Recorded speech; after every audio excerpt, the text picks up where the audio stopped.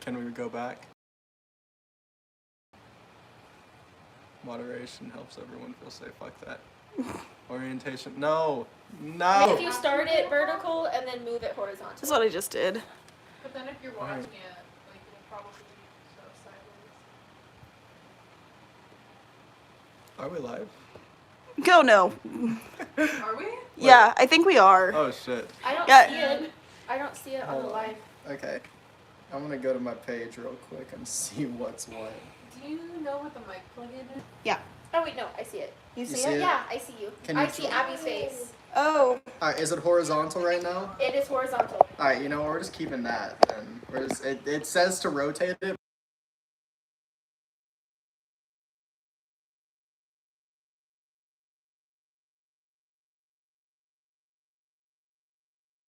Alright, you know, we're just keeping that. Oh shit. It says to rotate it. Alright. I see a bit of a problem. Okay, so look at my screen. And now look at that. So it works. Just lock your screen. Oh, just lock your. All right, audience at home, lock your screen. Lock your If screen. you're watching this on a computer, do the little flippy window trick. You know what I'm talking about. My mic is on. I don't know if they can hear. The budget went down after the last university was investigated for tax fraud. Can we check the audio really quick? Right There it is. Oh, okay. I was like, I'm gonna come through at any time now. Did you speak English? Hello. Yep, I heard you just now. Okay. What are we doing with that? Audience camera to. This is gonna be recording, not live streaming. Okay. So we can put our reactions in the final edit. Okay. Cool. Do we need someone back there to check on that camera, or we'll just keep going? It'll just keep. I think it'll be fine. Just trust the We've camera. got terabytes of footage space. Well, I just thought I could check on it after her lecture and see where I was at. Okay, so the audio is coming from the microphone. Yes. You can well, I don't know if you can like. my audio down so it wouldn't. Oh, okay, okay. Yeah, and one of these mics goes to that one, and one of these mics goes to that one, and then there's. Can you still hear us through the phone though? No. Okay, yeah, I think that's right. Okay. Alright, Yay! Okay. I can hear you both very clearly. We're good. Okay. In that case, I'm gonna start the lecture. Let's go, chat. Hey, chat. Welcome to my Kingdom Keepers lecture. I don't know what else I can say about it. So we're just gonna move on. It's really interesting. Okay, so what is Kingdom Keepers? What is it? According to their Wikipedia description, Kingdom Keepers is a series of children's books originally published in 2005 by Ridley Pearson. The books follow a group of kids who serve as hosts at the Disney parks via hologram technology. In the book, they're referred to as DHIs. So if I say DHI, just know that I'm referring to like their hologram selves, I guess. And then through the DHI tech, they're able to become their hologram selves, like in their dreams. Like if they fall asleep, they just become their hologram selves. What the fuck is this? Yeah, What basically. is this Black Mirror episode? What's Crazy. You said words and I understood none of them together. Okay. So these kids are like hologram people. Like what do they do this at Epcot or something? Yes and no. Yes and no. Let me try to explain it in like simple terms. So, no, I didn't mean it like that, guys. I'm gonna read simple terms. Live, it's on camera. You're live streaming. Don't cancel me. 4D, cotton 4D. Okay, so I know it's a lot to take in, but in these books, they hire random middle schoolers and they record them like. Well, no, I guess their parents sign a waiver or whatever, and they get free Disney tickets for their families, but they can't.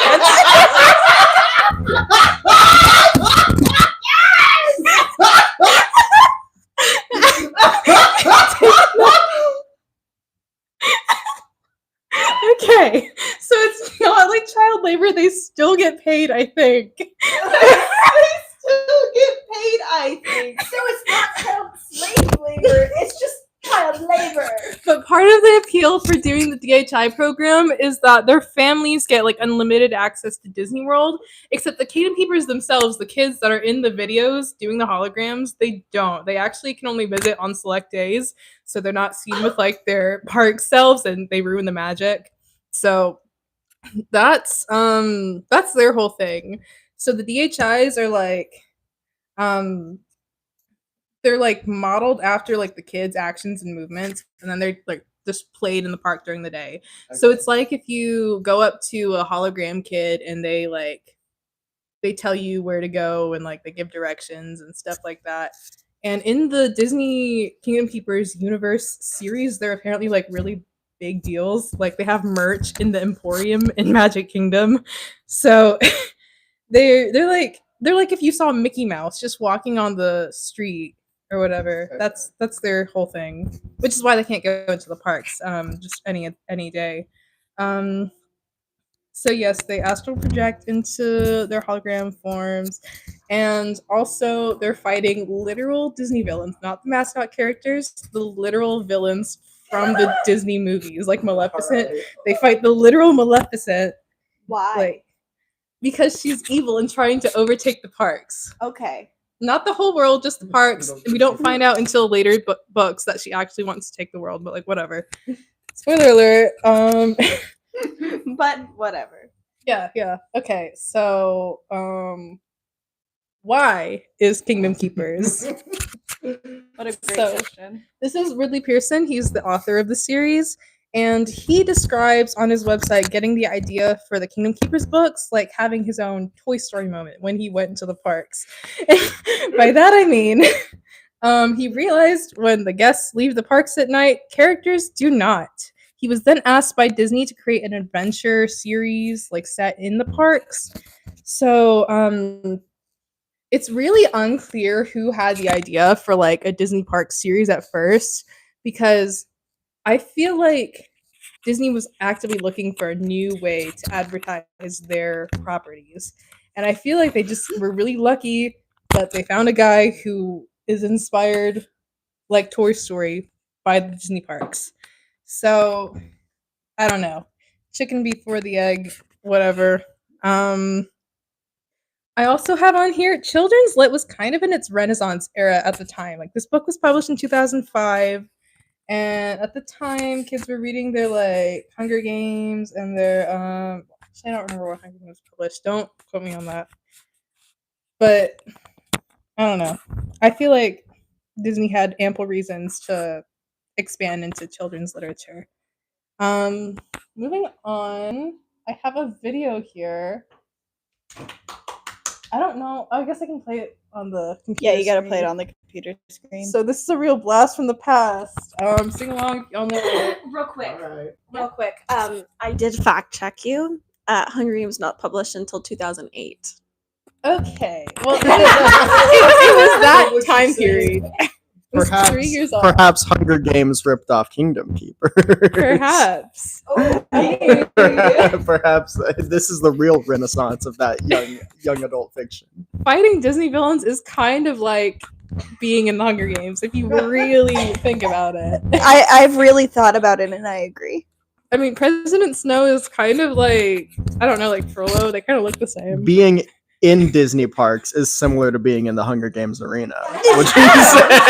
Especially if you're rope dropping, like they're all run into fucking Space Mountain, or Seven Dwarfs Mine Train is like a big one. Tron just opened as like a general admission thing, not like a lightning lane, so that's pretty exciting. I don't know. Let me see if I can. No! This is a blast from the past. I don't know if they can hear this as live stream. Pearson, author of the Kingdom Keepers series, is here to talk about how he started writing books and how his fans can help him with the next one. So, Ridley, how did you get started as an author? You know, at the age of 10, I taught myself how to type, and I had nothing to type, so I made up short stories. I have a really big imagination, and writing is just such a terrific way to express yourself creatively. The 6 Kingdom Keepers books are about 5 teenagers who battle Maleficent and the evil overtakers in, around, and even backstage at Disney parks and cruise ships. So what's the 6th Kingdom Keepers book, Dark Passage, about? It takes place on the Disney Cruise Line, so the Kingdom Keepers are trying to stop Cherry Bomb. My favorite part, personally, is the fact that they're obviously trying to emulate Percy Jackson Yeah, a little bit. on the covers.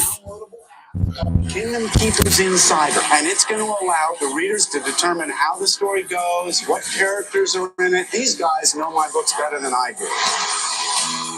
What kind of ideas would you share with Ridley on the app? Probably if you could add Aladdin in books. I think they should probably meet Peter Pan. I think Peter Pan and the Kingdom Keepers would really get along. Maybe something different, like the Disney princesses helping them out. I like that. I think that So, which one of your Good Luck Charlie co-stars would make the best Kingdom Keeper? I'm going to have to go with Mia. Nice try. I think she's the smartest of all of us. For more on the Kingdom Keepers, check out Dark Passage, available wherever books and ebooks are sold. See ya! So that was definitely an advertisement. That sure was. But I hope that video gave you some insight into the author. I know it didn't, but if it did, that'd be really cool. No, the Percy Jackson thing really got me. Yeah, I noticed that. When was Percy Jackson published? Maybe this predates Percy Jackson. That'd be really awesome if it did. Someone should Wait, pause. We gotta fact check when Percy Jackson came out. Do we want to do that real quick, or should I move on while you're looking that up? Move on. Okay. Oh shoot! I didn't mean to do that. Okay, who are the 2005! So when was Kingdom Keepers again? 2005. Oh shit. This was June 28th, 2005, was when Percy Jackson and the Lightning Thief was published. I don't know when Kingdom Keeper. I know. Okay, it's Percy 2005. Jackson was Percy Jackson immediately popular? I don't think it was. Was it? I don't. It before the second book came out. It wasn't here. Percy Jackson was not so popular that you could make a Disney ripoff of Percy Jackson within months of Percy Jackson releasing. That's So right. I wouldn't think that Kingdom Keepers began as a ripoff of Percy Jackson at the very least.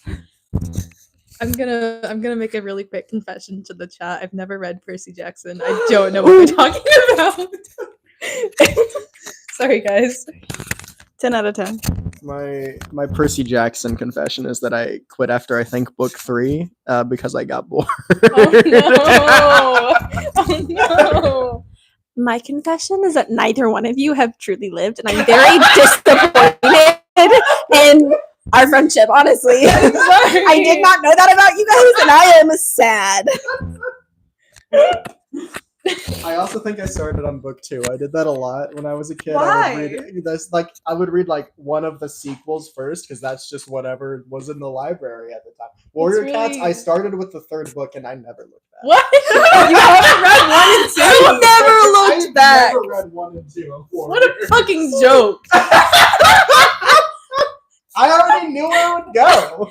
But still, if you're going to YouTube to look at the Warrior Cats AMVs, they're mostly set around the first book. They are because people never get past when they're trying to adapt Warrior Cats. They never get past book 1. Every adaptation I've seen falls fucking flat on its face. I got really far in the Warrior Cats series, guys. It was a really awesome series. I finished the 2nd arc, and I don't think I went on.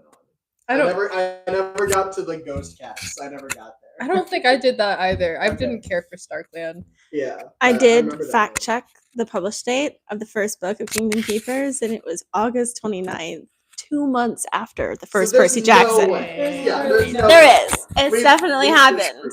We've disproved the theory. That it was fully disproven now. Okay. That was after 5 books. That's not saying that it came out at the same time and that was what it was at the very It beginning. could have been influenced by For chance. Percy All Jackson. right. I don't want to add to this conversation. No, go ahead.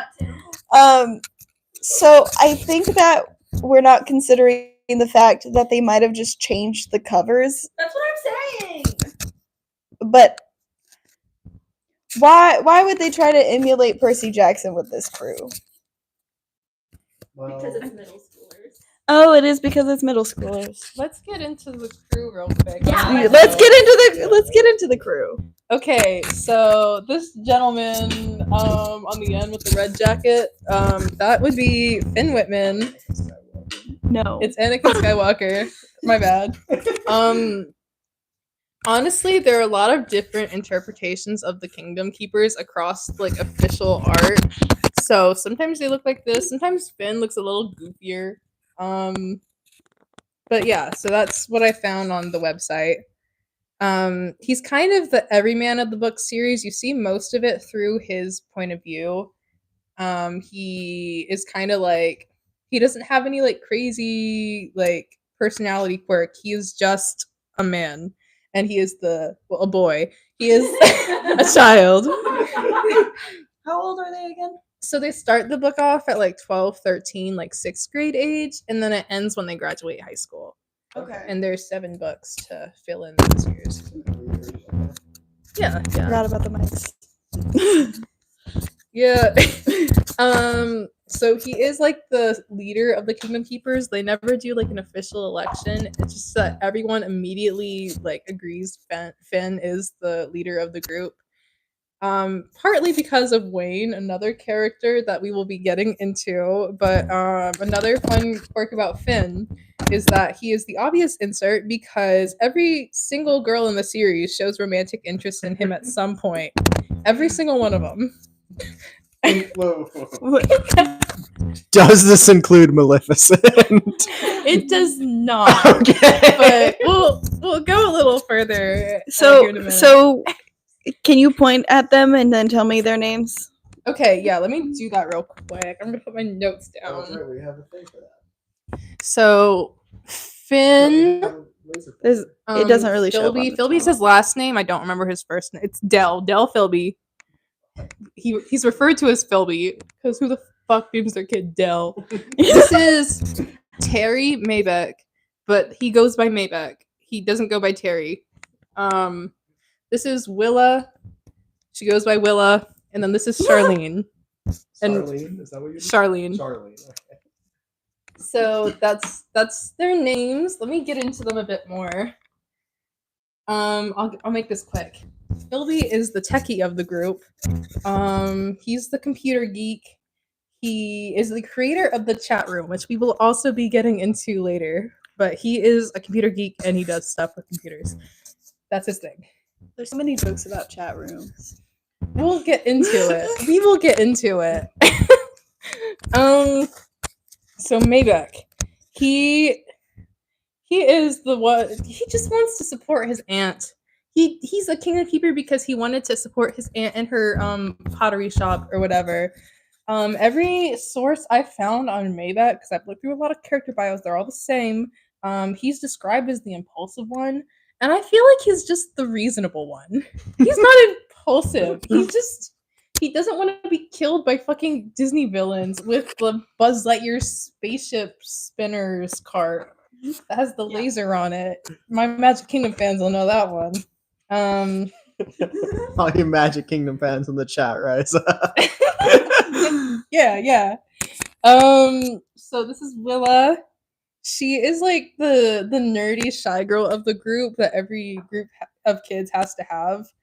And then literally every character description of Willow you will find on the internet just says like she's good with a bow and arrow, and that's it. Dude, I fucking in my head. Okay, I was looking at these characters. That's the first one that I got right, by the way, because I was thinking about like, all right, young adult like character tropes, and I was looking at these fucking characters. I looked at that kid Philby, and I was like, he looks like the fucking stupid Falcon kid from Animorphs. So I was like, he's gonna be edgy and all about nature and shit. I was wrong about that. I expected them to be racist. So I thought that Wayback was going to be like the athletic one or whatnot. I think so. I'm not going to talk about racism in this series. I feel like I am not in a position to really talk about that. I feel like I would botch it, but there are some like things I read about like these two characters where I was like, huh. And I feel like set alarms, just like some subtle alarms, or Just like the red light starts flashing a little bit. Just like so when we first meet Willa in the series, Finn describes her to the audience as like either Asian or Native American. that's a quote, like a That's a I direct thing he says in the book. Because they're very obviously similar. Yeah, obviously you They're can't so tell them hard to apart. tell apart. I mean, what I was getting at is I looked at that character and I was like, archery student. I don't know why. I just thought Literally. archery student the second I looked at that character. You get it from her. Maybe it's because you can't see her second pigtail, so it's giving like the Katniss brain. A little bit. Okay, let's end with Charlene. What character archetype do we think Charlene fills in this Bitchy. series? Dumb blonde, I'm gonna say like Daphne. I'm gonna say she regularly dresses down our main boy here. Like she's always on his ass about shit. Is what I'm gonna say. And Okay, also they're so romantically involved. Also the romantic. I've got bitchy. I've got dumb blonde. We're going for 2005, so I'm thinking dumb blonde, like Daphne type from Scooby Doo. Okay. I was kind of going for more of like an Annabeth, like because she's always on Percy's ass from what I remember about like stupid shit he does. So And that's love interest. and Okay. love interest, yeah. So she's none of those. Oh damn. Yeah. Well, we'll get into something later. That was a crazy response. Okay. Charlene's safe, guys. I'll make that clear. But there are some like trickery characters later that I will talk about. Charlene is like the athlete / cheerleader of the group, and she's really good at Scrabble. She's got like a thinking logic brain or whatever. And also, she is the most sexualized character of this entire series. Keep in mind she starts off at like 12. Oh. So we'll get into that. The way I'm not even a little bit shocked. Yeah. It's like, yeah, 2005, that makes sense. Like I can talk for hours on Charlene's writing. And I'll talk about it a little bit. I've got a little fun presentation bit for that. Oh. Is this where we were talking about one of the shots games that we were gonna play was weird sexism? You brought up something about Yeah. I'm gonna leave the sexism for like one specific Do we want to part. introduce shot games? How we're gonna do this? Should we have talked about this by now? I don't think my lecture is gonna have much shot game potential. Okay. mine does. Okay, Yeah, so a we lot. can during our break between this lecture and your lecture, we can talk about Yeah. that. Okay. But yeah, I'm gonna leave the sexism for a single part, and I'm not gonna talk about it so much or at all because I'm gonna fly through this series summary. By the way, I am not spending like an hour talking about every single detail of the series this time. I've matured. I've moved on. Taya looked at me like it was an attack. No, I'm just because my Sonnet lecture went on so long because I had to describe every single plot. I think your Sonnet 2 lecture was a respectable length. All right. Okay, well, I want to get drunk and I want to breeze through this. It's my birthday. I deserve that. Okay, let me grab the remote here. R.I.P. headphones. Sorry, guys. I have the microphone over here. We're chilling. So this is Wayne. I don't know whether to like Wayne or hate Wayne yet.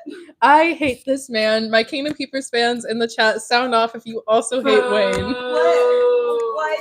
Why do we hate Wayne? Let me get into it. So Wayne is the head Imagineer that created the DHIs. He's the idea man. Oh, Yeah. he's the child, like running the child labor. Yeah, basically. That's crazy.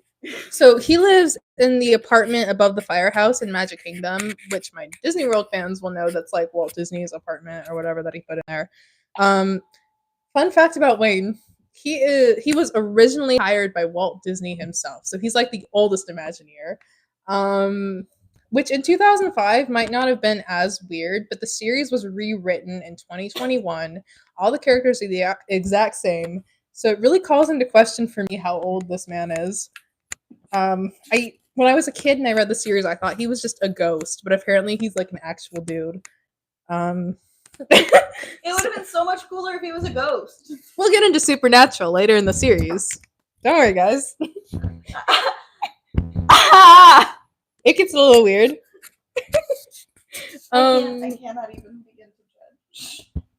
So we've had this conversation about like the Disney slaves already, but I have in my notes like a whole rant about why would you hire literal children, middle schoolers, to fight actual Disney villains? Because he creates the DHIs not because he needs like park tourists or whatever or tour guides. He makes the DHI specifically to fight the Disney villains and just doesn't tell them when they sign up for it. What the fuck? You're telling me he's making a child army on purpose? He is. He's making a child army on purpose. I probably shouldn't say that actually. Uh-oh. What were you gonna say? Oh, that's I don't know. No. We can't say that on the stream. Okay, so up until this point, I was under the impression that this DHI technology, which basically allows you to become some like Disney superhero person, Yeah. I thought that technology going haywire is what caused the Disney villains to come to life. They're just real. It's deliberate. Well, the Disney villains existed before the DHIs. Oh, so they're and real. The Imagineers realized that the DHIs were planning some. Fuck, I'm sorry. Let me reword that. The villains existed before the DHIs, and eventually the Imagineers realized, oh shit, these literal, actual, real-life Disney villains that really exist are trying to take over the Disney parks. Oh shit, we have to do something about that. Do you think it's a vanity thing? Do you think they're targeting the parks because they were like, they made me look bad in fucking Aladdin 3, The Return of Jafar? Don't think we actually get an explanation of why they're doing it. It's just because they're Disney villains and they're evil. All right. That's a good reason. You know, Are there any other characters that exist in this? Oh, there's more. I'm gonna Okay, get all into it. All right, cool. I was thinking, like, is it just the villains or are there more? There's several more characters. Does that kid get his wish? Does Aladdin show up? Actually, I know Jafar's in it, but I don't remember. Guys, Talk about Aladdin? Shit. Aladdin's in Once Upon a Time. That's I know. Nobody gives a fuck about Aladdin. no one gives a fuck about Aladdin. so the thing about the Disney characters that aren't villains in the series is that they're there. They show up. Like Ariel's a main player at some point. I think Rapunzel. Fuck, I don't remember. But because these books went on for a long time. But they don't get real play. They're not like main characters in the series like the Disney villains are. So we don't hear from them as much, but they do become important later in the series, just not as like the main characters or whatever. So let me where I left off. So Wayne has the idea to make these DHI children to fight the Disney villains instead of, I don't know, just like volunteering Imagineers to do it or adults. That'd be cool. And he doesn't tell them when they're like signed up for the job. He has it under the guise of them being tour guides in the parks to make it like inconspicuous for Disney higher ups. Because it's just the Imagineers. The higher ups don't know about this. It's a Disney cover up. It's a Disney cover up plotted by the Imagineers. This sounds like the worst kept conspiracy that I could think of. Like, there's so many ways for this shit to go so like ass up, and it does. That's It why does. it's kids and not adults. Okay, so he's like the main mentor for the group of kids, especially for Finn. He's like the guy that appoints Finn as the leader in the first place. He's like, that's why I chose you. And also he points them towards the right direction they need to go when solving puzzles, but he's not direct with them. He uses like weird riddles and clues for them. So is he this world's Dumbledore? Yeah.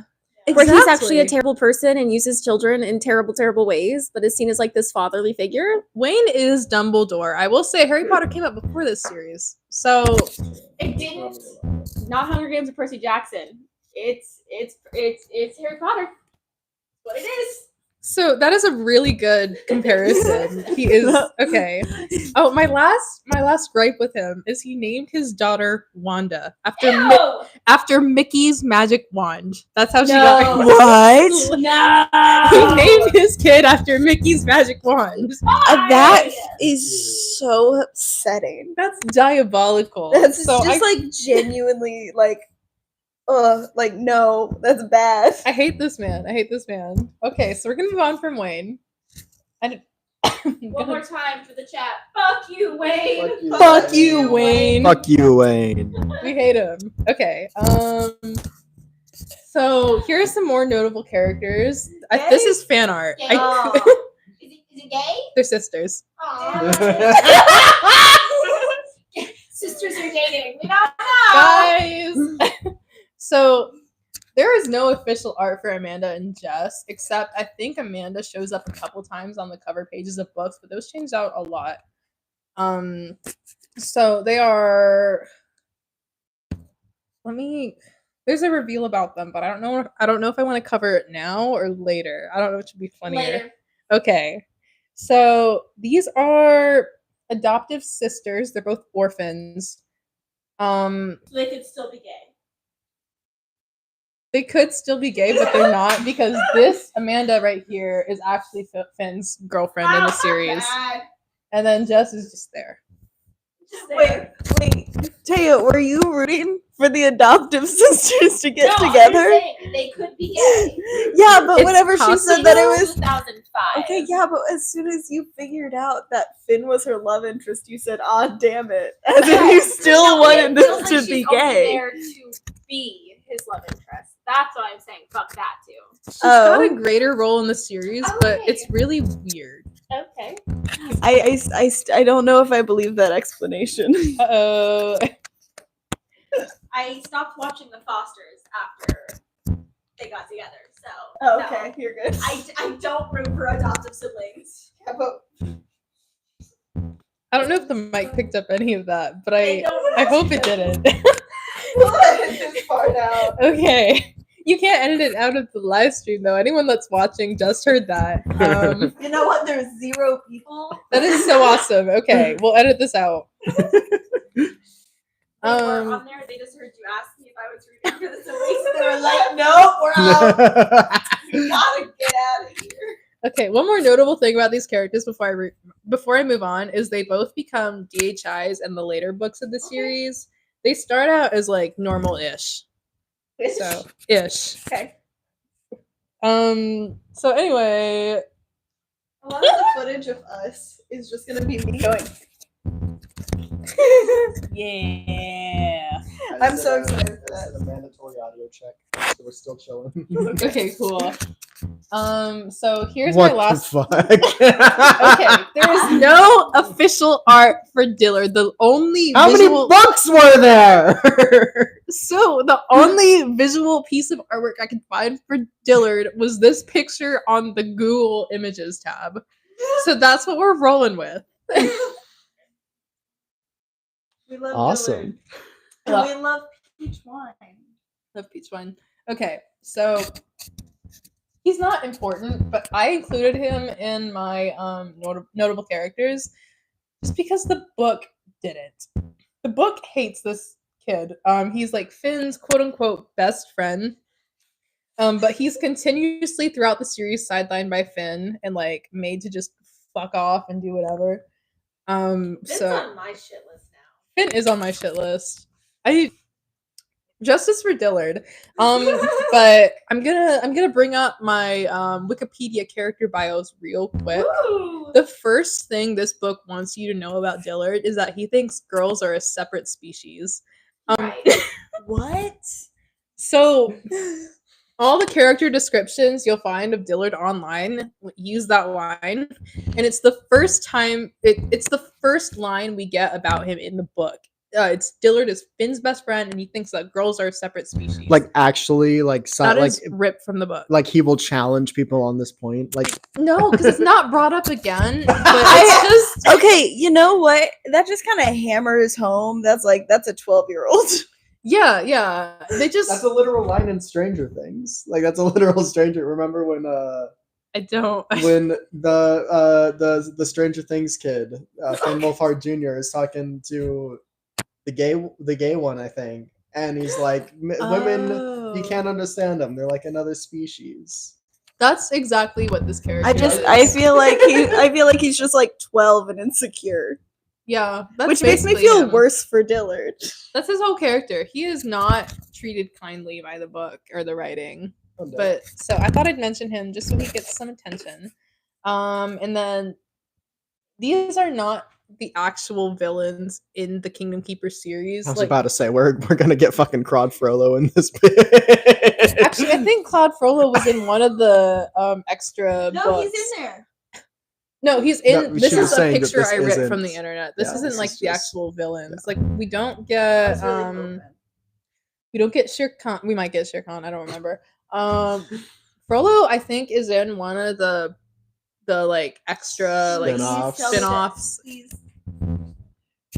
Pretty please tell me that Yzma is in it. I don't know. He's just Damn not. it. But we do get like Jafar. Chernabog is a big deal in the series. We'll get a lot of Chernabog.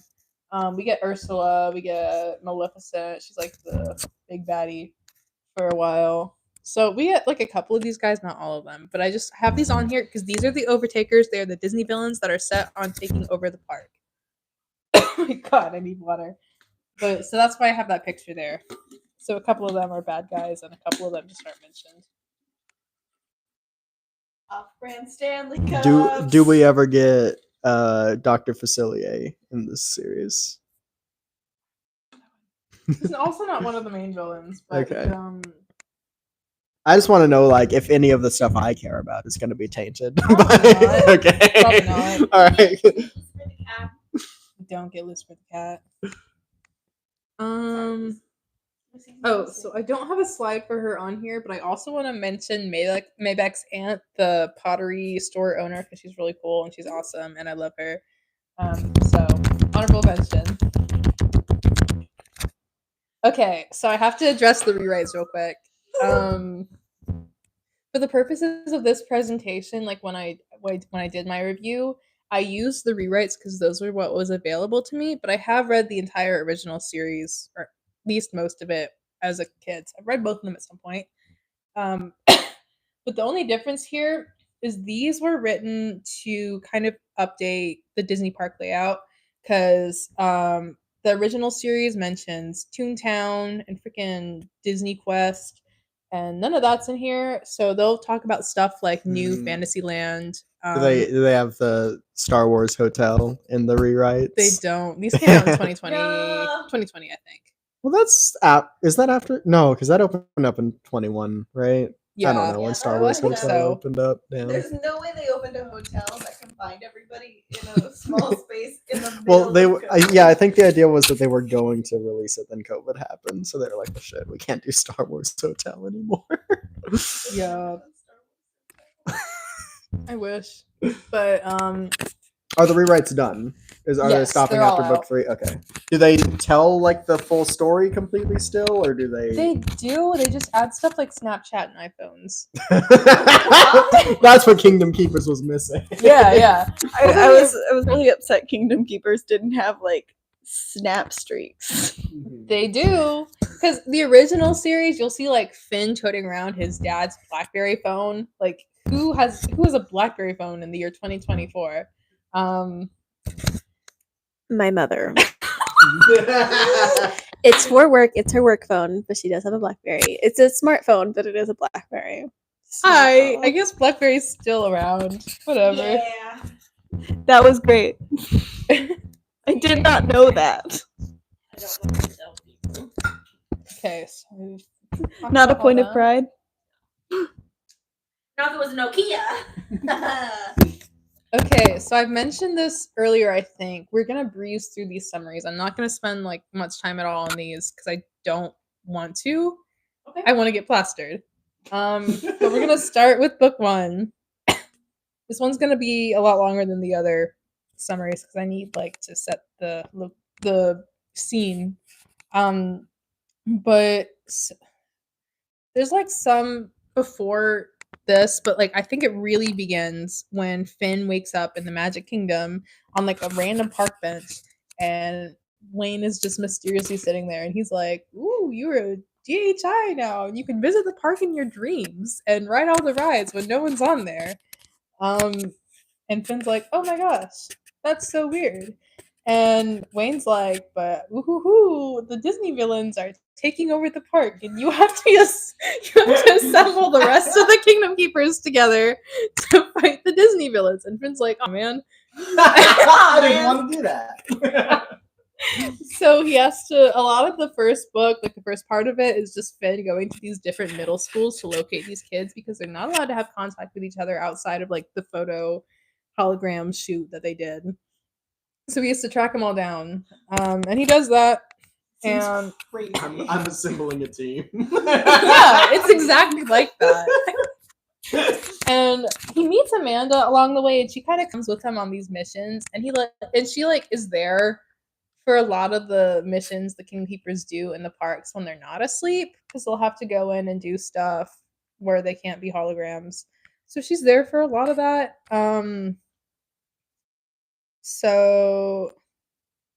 So when he meets up with the kids, they agree to go to the park together at night at the exact same time. And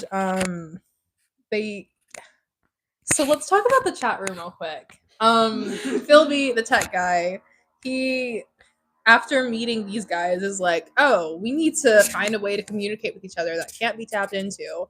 So instead of using like text messages or Snapchat or whatever else the kids do, he creates like a virtual avatar room. Think like IMVU or like Wizard 101. No. Oh wait.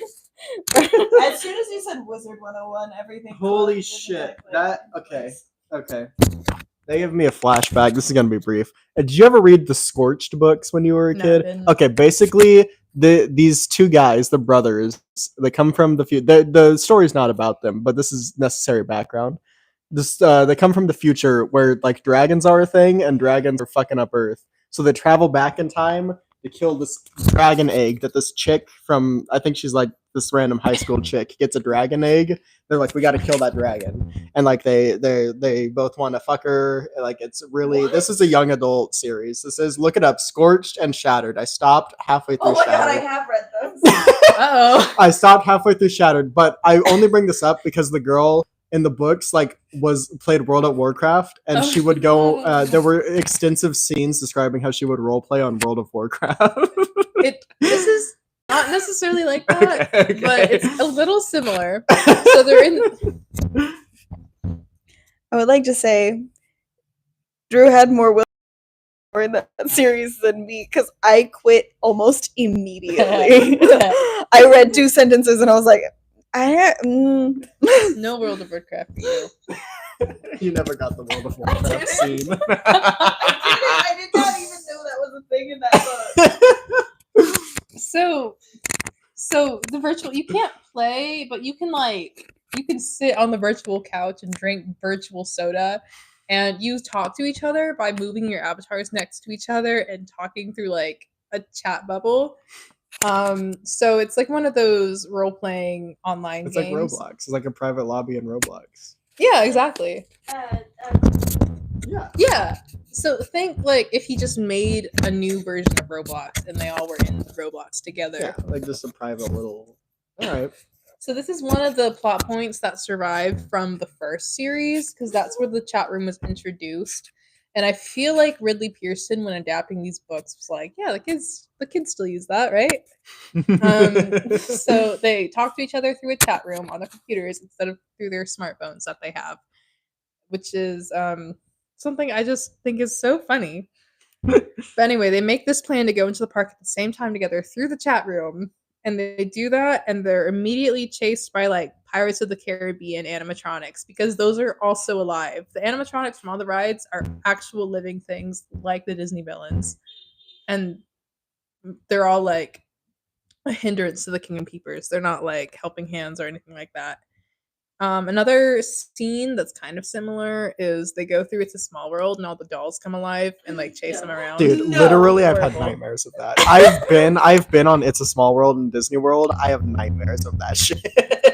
Yeah. Dude, that's partially why I'm scared of dolls. Yeah. It was yeah. I realized my fear in that ride. So I actually will never read that book.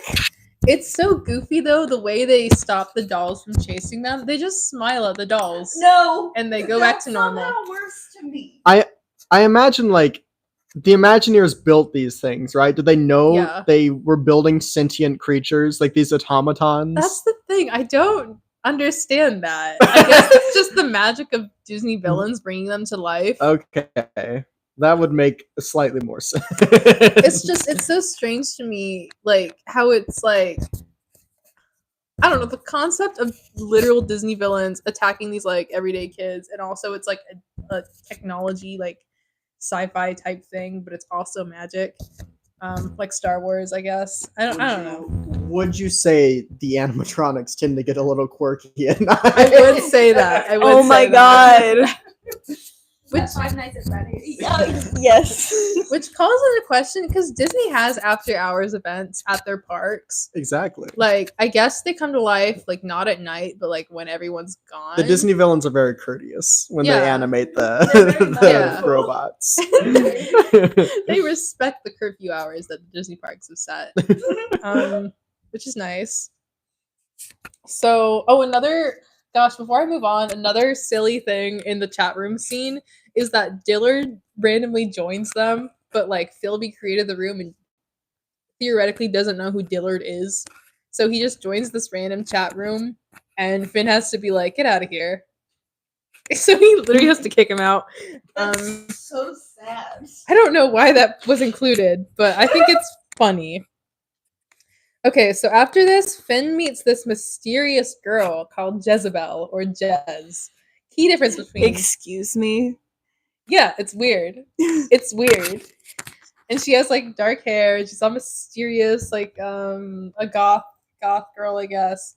I don't know. But she's very flirty towards Finn, and she's very you don't know my backstory, but you want to. I feel like Finn should really just. He's already in like a weird holographic fighting villain state all of the time. I feel like maybe accepting people's names have something to do with who they are.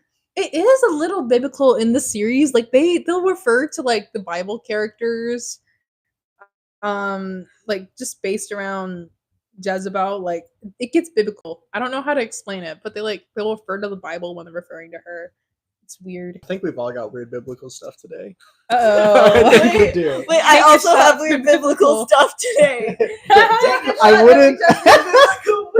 wouldn't call Dragon Age's religious analog like weirdly biblical, but it is very much based on the Bible. So we're getting real Christian up in this bitch. I feel so holy right now. My favorite part is that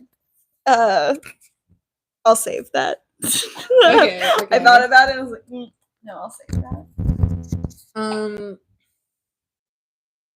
So part of the plot of these books like revolves around the kids solving like random puzzles to unlock mysteries. Like it's a very like puzzle centric book. And you'll see that get translated over to the interactive tour that I'm going to talk about later. Like a lot of these books is just problem solving. But they solve a Scrabble puzzle and it gives them like a weird like combination of letters and they have to like unscramble it and like decode the message. So that's weird. And they find the Scrabble letters by like going on different Disney rides and there's hidden letters on there that only they can see. Oh, also Maybach is briefly kidnapped, but it's okay. And we're gonna skip the rest of that to go into the final confrontation. So The final confrontation of the book is like Finn and then Maleficent and Jezebel, or Jez with a Z. Because surprise, she's actually Maleficent's like child slave that's controlled by Maleficent and does her bidding for her. And that's why she was like all mysterious and flirty with Finn, because Wait, she needed to get inside. Okay, so and, I thought this character was Jess. Unrelated? Jez and Jess are different. Different but they're kind of the characters. same. We'll get into Okay. that. Jezebel and there's Jess. Okay, because when you introduced Jezebel, I was like, oh, that's fucking Amanda's sister. That's her adopted sister. Well, yes and no. Yes and I no. think That's her why you did DHI. not have the No. same Okay. reaction as we were. It was like, hold on. Yeah, because I Some was like, random bitch named Jezebel comes flirting with him. Of course she's gonna be evil. Yeah. So note the similarities between Jez and Jess's name, because the reveal actually is that Maleficent kidnapped Jess and turned her into Jez with the Z, and Jez with the Z does her evil Oh. bidding. oh. So Jess becomes Jezebel. Yes.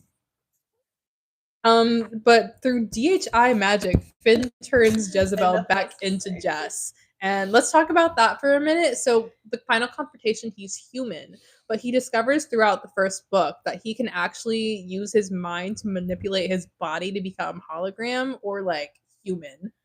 And he can do that, but none of the other Kingdom Keepers can. That's an only Finn thing. So he like turns into a hologram and like I think runs through her or something, and like I forget what he does, but she turns back into Jess.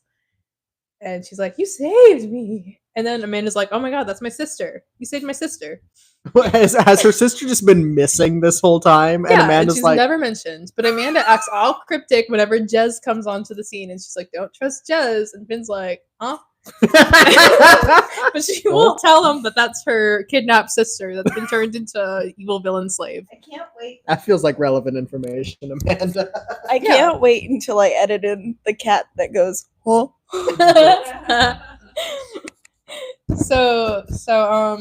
Also Maleficent is defeated via a trash chute. Moving on. That's the end of this book. So after Maleficent is defeated, the Kingdom Keepers lose their ability to turn into DHIs when they fall asleep. Until the main events of this book. They get it back. Is that the Yeti Mountain? Yes. So I've this is been the up Animal that Kingdom one. book. Yeah, that one is fucking scary. I've been on that ride. I don't That like one's that. epic. What are you talking about? One time, Look. last time I went, I got stuck on the Yeti ride. It was Dude, like over the bridge. Dude. It was so Dude. high. It was so suspended above the park. I was looking down and I was like, huh. I was like, Wow. Look Look at that. video of me doing it too. Oh my god. that's amazing. So all these books kind of take place in different parks, and they have their own like existence in there. But they all lead for the most part, at least in the beginning books, it all like also takes place in Magic Kingdom. Like that's like the main park. Which I guess makes sense. It's the most popular, most visited theme park in like the world or whatever. But so this is the Animal Kingdom book, and this fellow right here is Chernabog. We'll get into him later. He doesn't come in until later. This is also like the last real summary I'm gonna give because the rest of the books don't matter. So at the beginning of the book, the Kingdom Keepers are in a parade together, and Jess, with the S because she's good now, is kidnapped again. She like goes missing and Audio check. oh okay. Yeah, no, you're fine. I was like, huh? I'm editing the cat in again. Oh no. So Jessica's missing, and she leaves behind this like really cryptic diary Oh god. because oh shit, oh my gosh, Amanda and Jess are both Fairlies. Now, what are Fairlies, you might ask? Oh my god. They are children like with supernatural abilities. So Amanda actually can move things with her mind. She's telekinetic, and Jess can dream the future. How are they not more important? How are they not that important to these They're books? important, but they're not like the main Kingdom Keepers. And also, Why not? they become DHIs later in the series. Okay. But they start off as just like these supernatural children characters who Okay. help them. I got my wires a little crossed because when you called them fairlies, that is the term that they use for fairy odd parents. You know, that's what they call the fairlies in that universe. So for a second there, I thought these bitches were like Wanda and fucking. They're pretty close. Wrong network. Yeah, That was Wrong Nick. Network. I realized that immediately afterwards. That was Nick. That's Nick at night. This is Disney at dawn. That's so funny. Disney at dawn. Oh, that was a good one. Beautiful. So they're not like fairy type fairlies. They're just fairlies, as explained by the books, are like orphan girls who like can do magic. You have to kill your parents if you want to do magic. Literally all of them are orphans. And I don't have many explanations for that, except there is a spin-off book just about Amanda and Jess and like the other fairlies that goes into the fairly lore. I didn't read those because I didn't want to. And also I don't care about the fairlies. I think it's weird enough that the books are set around these kids that can become their DHI selves and fight literal Disney villains. You didn't need to throw fairlies into the mix. But who am I to judge? I read like all these books as a kid and I liked them. Oh, okay. Sleeping Beauty syndrome. Moving on. So when Maybeth gets captured in the first book, it's because he falls asleep, but his DHI doesn't cross back over into his human body because the villains kidnapped him. So in the real world, he's like physically in a coma and unresponsive, but in the DHI world, he's just being held by the Disney villains. So Sleeping Beauty syndrome is a big player in book 2 because the villains take over the DHI technology and they're making their own animal DHIs because they're an animal kingdom. And they have the ability to kidnap. No, they're not furries. They're like literal animals, like you would see on the safari ride. Okay. So they're animals, but they also serve as holograms for the villains, and they like act as spies for them. And Sleeping Beauty syndrome happens. I guess they can like stay asleep if they fall asleep. So for most of the book, they cannot sleep and they have to stay awake. I already talked about it. Change Rob. We're gonna move on to Change Rob. So what is Change Rob? So Jess, the girl that gets kidnapped, dreams like prophetic dreams, and she writes them all down in her diary. She doesn't write them down. She draws pictures of them. And all over her prophetic diary, she writes Change Rob, and then she'll leave clues for the Kingdom Keepers that say like Change Rob, and they're like, who is Rob? Are we gonna call Rob and find out what's going on here? But surprise, Change Rob is an anagram for Chernabog. So she was trying to warn them that Chernabog's like coming back. He's like the main villain, and Maleficent's trying to revive him.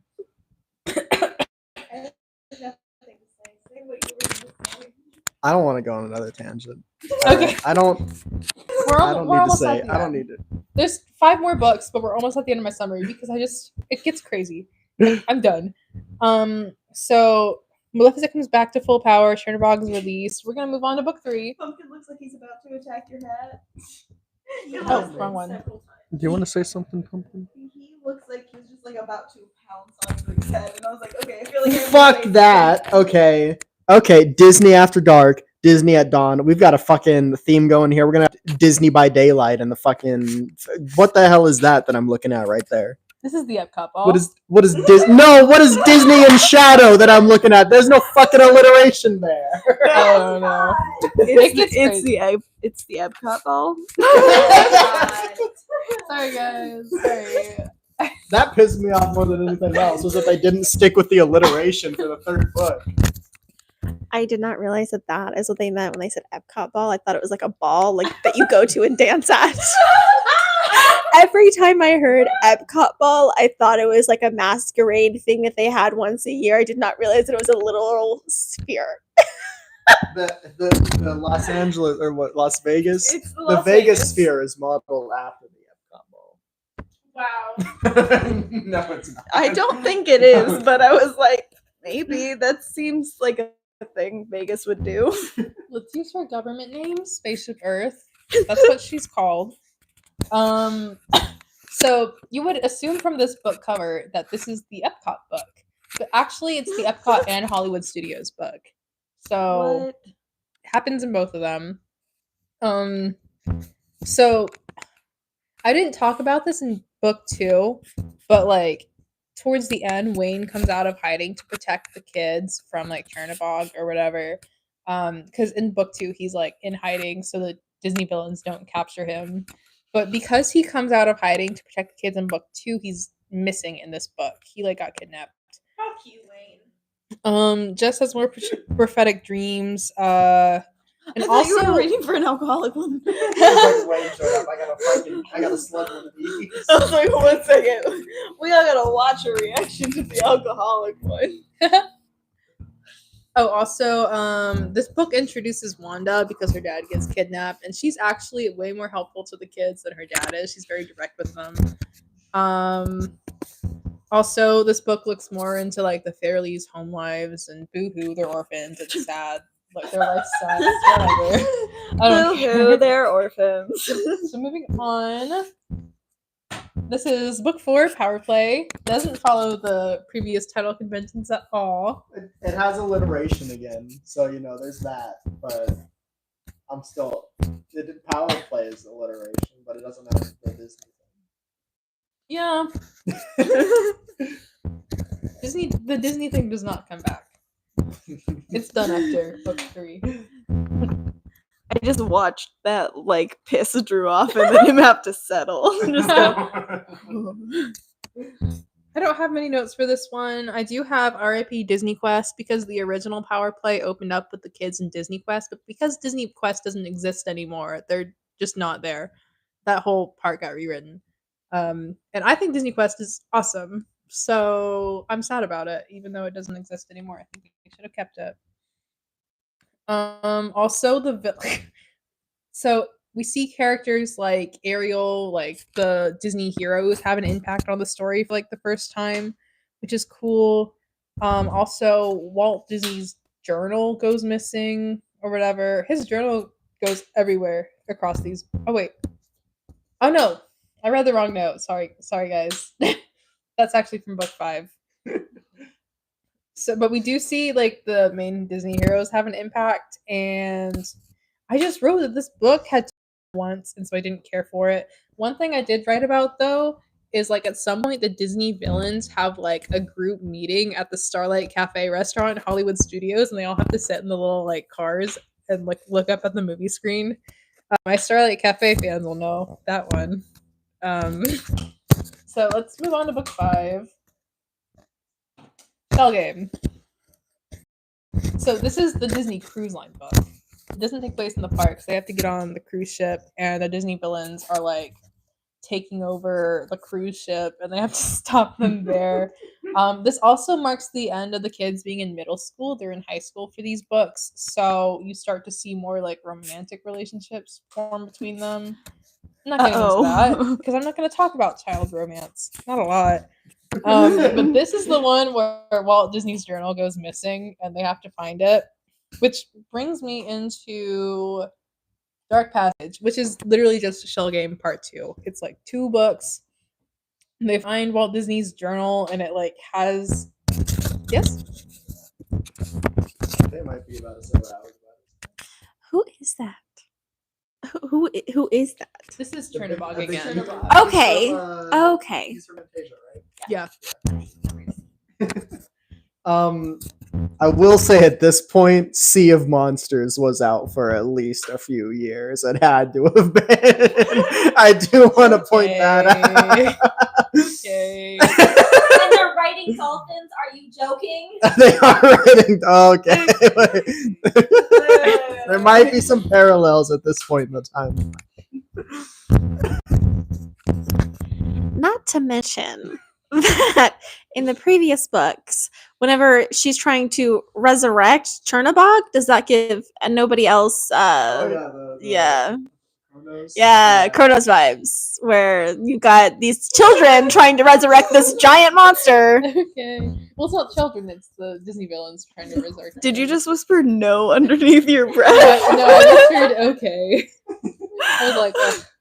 I thought you just said no. Which was no, I gotta say, in that ad that we watched earlier, they were advertising book 6.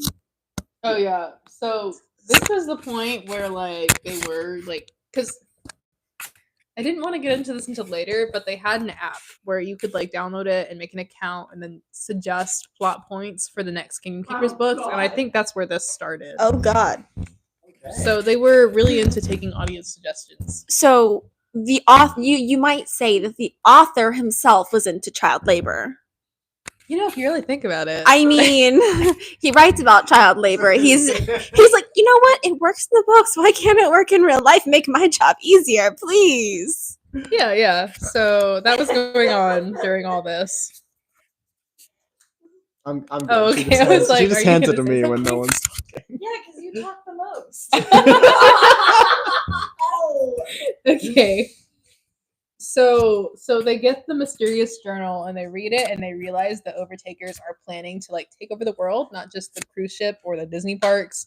Like they want the whole thing. So that's this book, and then it leads into the Insider, the 7th book. This is the last one, and it takes place in Disneyland. Now we're not going to talk about any of the spin-off series, but the sequel series that comes like directly after this one also takes place in Disneyland. So this is kind of like the segue into that. But this is like the Overtaker's last stand because they like fuck them up in book 6, and they're like, we're not done yet. The kids graduate high school, and this is like the end to the first series.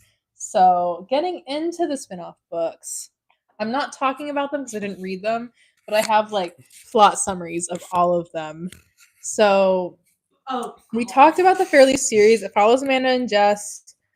It has 2 books in it, I think. The Syndrome, which follows Amanda, Jess, and they have another Fairly friend in this series. Her name is like Maddie or whatever, and she can like she can read minds. That's what she can do.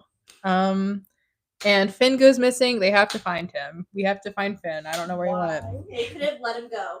They could have, but Amanda and him were like fully dating at this point, so I'm sure she wouldn't have let that happen. The Syndrome. No, I just talked about the Syndrome. The Unforeseen. That's the second one. It's a Jess story, and it takes place in Disneyland. I think she has some weird prophetic dreams again, and that's why she's there. I don't know what happens though. So the return is the sequel series. So for this one, like I said, they're in Disneyland. They time travel. So this is a time travel series. They go back to the opening day of Disneyland to stop the Overtakers or whatever. And we also see Tia Dama from Pirates of the Caribbean. She's in the present day, and she's like fucking shit up there. And Amanda and Jess eventually join them like back in time, and I think they make it home, but I don't know.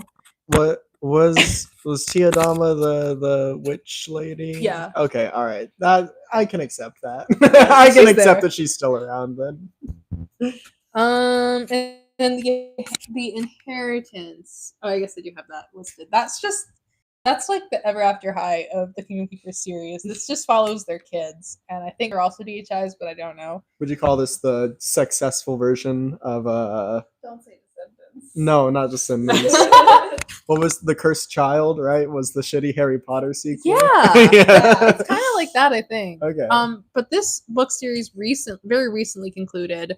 So Ridley Pearson is still He's writing been making these this whole time. Okay. Yeah, so he's still writing books. He's very active in the community. Does he still take suggestions from kids on how to write his books? Not exactly, because I don't know if he's writing. He uses ChatGPT now. No.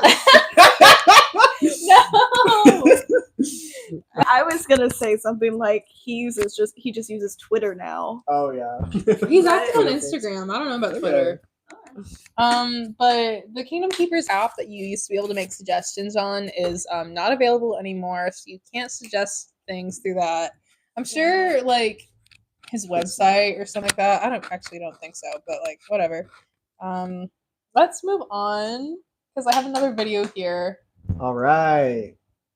It's me. Let's go. So I read some passages from the books in this video because I didn't want to bring the books with me and read them live. Uh-huh. That was But such a good idea. this book is all about sex. This is sexism. This video is all about sexism. I'm gonna talk about another like writing quirk though that I found in the series. Because these books are produced through Disney and they're like effectively Disney advertisements, whenever you hear them talk about a ride or a theme park or like a hotel, they refer to it by its like government name instead of the shorthand name that you would usually refer to them by. Think like how in Jenny Nicholson's video about the Galactic Star Cruiser, how like the podcast that was produced by Disney would refer to every single time full title.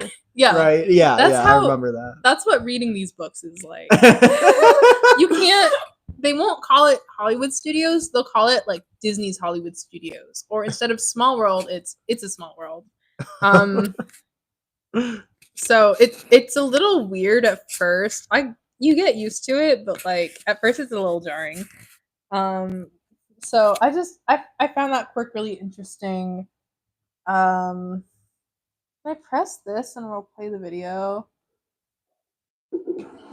Let's go. Hi, I'm Maddie from the past. Hi, Maddie Some from of the my past. favorite excerpts from the Kingdom Keepers series. Today, we will be reading 3 excerpts from the first 2 books. And they're both about one of my favorite characters, Charlene.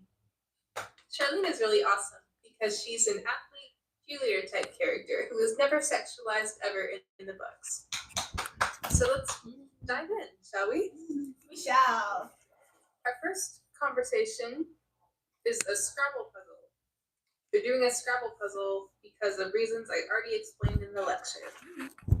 The kids study the letters, calling out the words that they saw. She's good at Scrabble. Men, Charlene said, leave that to you, well-equipped.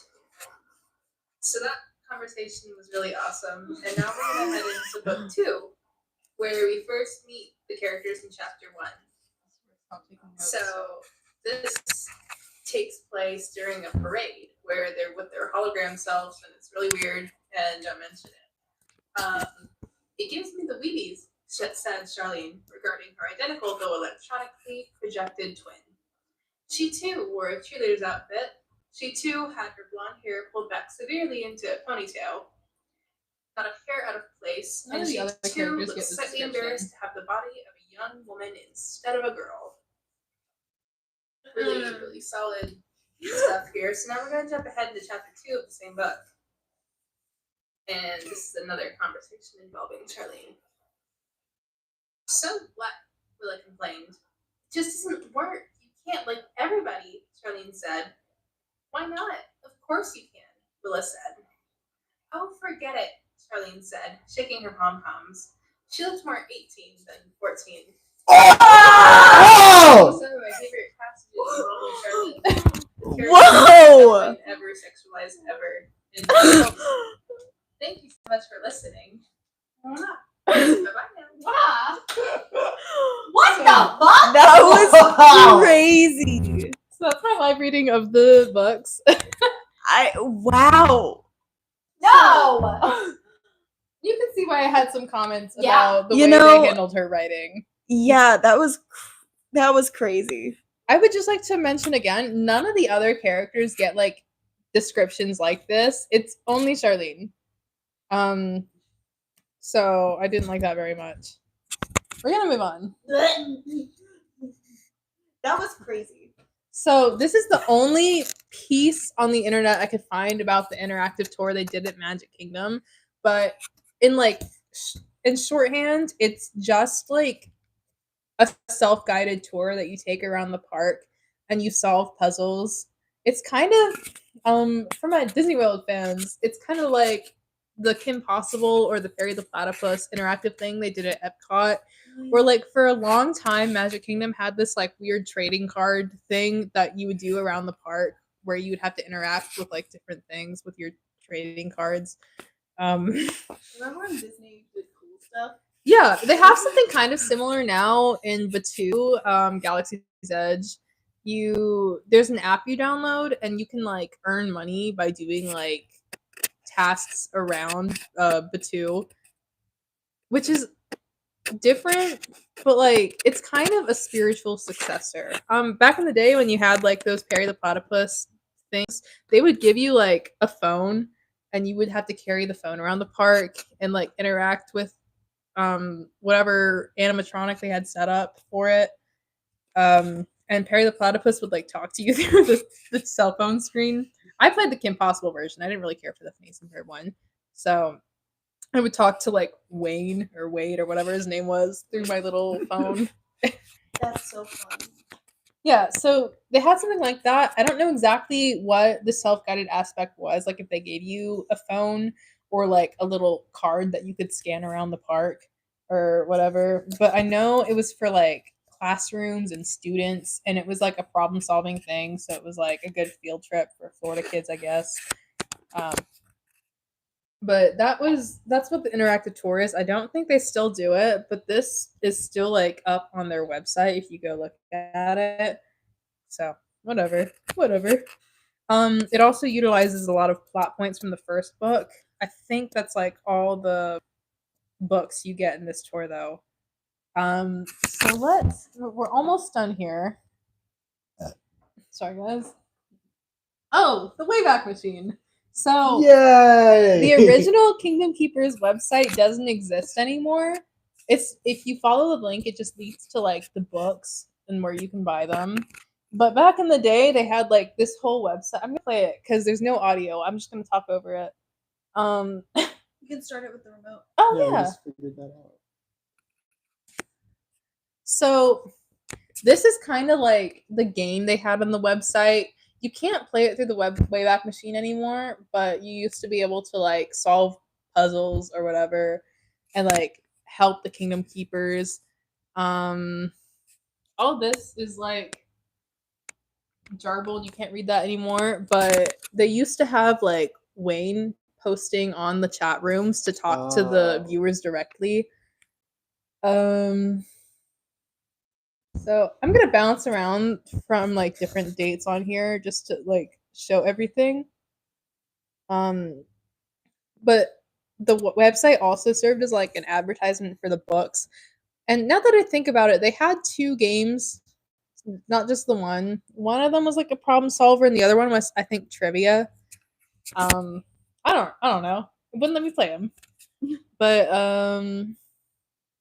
this is a long video. I don't know if I have a lot of talking points. This is all information you can find off his website now. You can't. Is that Charlene? That is Charlene. See, they go through a lot of like different adaptations on the book covers.